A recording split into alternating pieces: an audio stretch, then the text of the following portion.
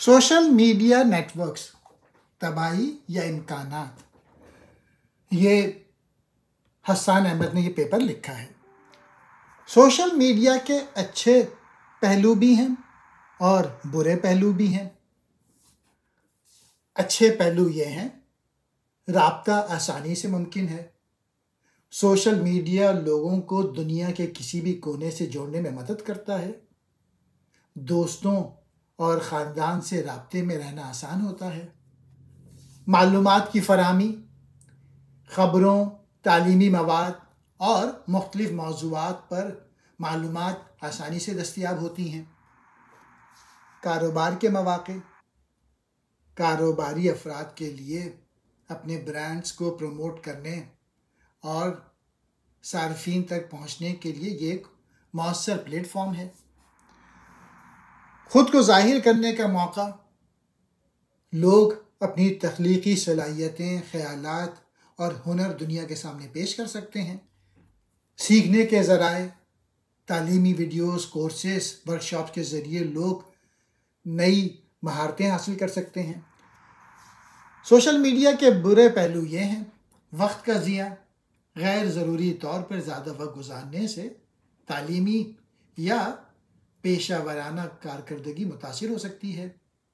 ذہنی صحت پر اثر، غیر ضروری موازنہ، منفی تبصرے اور سائبر بلنگ ذہنی دباؤ کا سبب بن سکتی ہے۔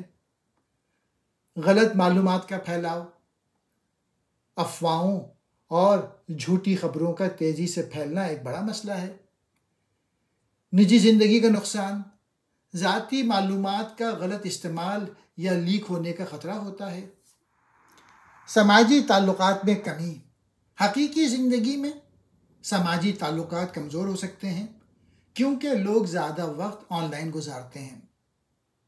نتیجہ یہ ہے کہ سوشل میڈیا ایک طاقتور ذریعہ ہے، لیکن اس کا استعمال ذمہ داری اور اعتدال کے ساتھ کرنا ضروری ہے تاکہ اس کے فوائد سے فائدہ اٹھایا جا سکے اور نقصانات سے بچا جا سکے۔ سوشل میڈیا پر جعلی خبروں کی بھرمار ہوتی ہے، تو ان سے مقابلہ کرنے کے لیے الگورتھم بنائے گئے ہیں۔ اب تیزی سے الگورتھم کو مصنوعی ذہانت کی مدد حاصل ہو رہی ہے، اور مصنوعی ذہانت جب یہ فیصلہ کرنے لگے کہ کیا کرنا ہے اور کیا نہیں، تو نہ صرف انسان بے اختیار ہو جاتے ہیں بلکہ کسی حد تک آگے ہونے والی غلطیوں سے بری الذمہ بھی۔ الگورتھم کا عروج خطرناک ہے۔ یہ الگورتھم ہماری نفسیات سے کھیلتی ہے۔ مسلم معاشروں کے لیے یہ سوشل نیٹ ورک، ان کی نزاکت کا اندازہ اس بات سے لگائیں کہ پہلے ہم اپنے بزرگوں سے اسلام سیکھتے تھے، پھر یہ کام کتابوں نے لے لیا، آج کل یہ کام سوشل نیٹ ورک نے سنبھالا ہوا ہے، اور آگے چل کر یہ کام مصنوعی ذہانت سنبھال لے گی۔ مذہب کے ساتھ نفرت، دہشت، جنگ اور فساد کو جوڑ دیا گیا ہے، اور دوسری طرف مادیت کا سورج پوری آب و تاب سے چمک رہا ہے، تو اس کا نتیجہ خدا اور دین سے بیزاری کی صورت میں نکلے گا۔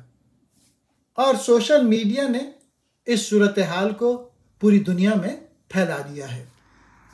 ماہرین کے مطابق دنیا میں پھیلنے والی لادینیت یا الحاد کی بڑی وجہ سوشل میڈیا ہے۔ تو اس بحث کا خلاصہ افلاطون کی ایک اسٹوری سے ہے۔ کہتے ہیں کسی زمانے میں ایک بادشاہ کو عوام کو قابو کرنے کا انوکھا طریقہ سوجا۔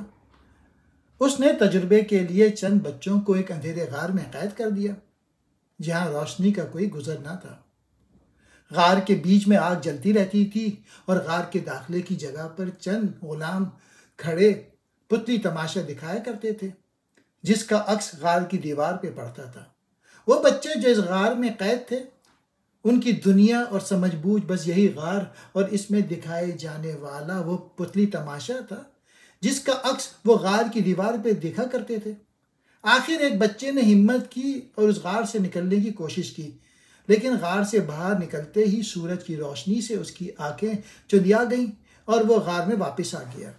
اس کے تجربے کو دیکھتے ہوئے دوبارہ کسی نے اس غار سے نکلنے اور حقیقت پانے کی کوشش نہیں کی۔ ایک طرف راتوں رات مشہور اور جلد از جلد امیر بننے کی خواہش نے فرد، خاندان اور معاشرے کو بری طرح تقسیم کر دیا ہے، تو دوسری طرف بڑھتی ہوئی لادینیت کا خطرہ سر پہ منڈلا رہا ہے۔ المیہ یہ ہے کہ جس امت کو لیڈ کرنا تھا اور جس نے دنیا کو خبردار کرنا تھا، وہ بے بسی سے اسی سیلاب میں بہتی نظر آ رہی ہے۔ شکریہ۔